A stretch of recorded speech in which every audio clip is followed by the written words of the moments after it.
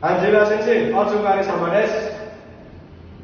すみません先生、今よろしいですか？私は旧中国国際ビルホームジプラスの株式会社オアレキメントの中枢生のピアシュカブラダマです。すみません先生、自己紹介を発表します。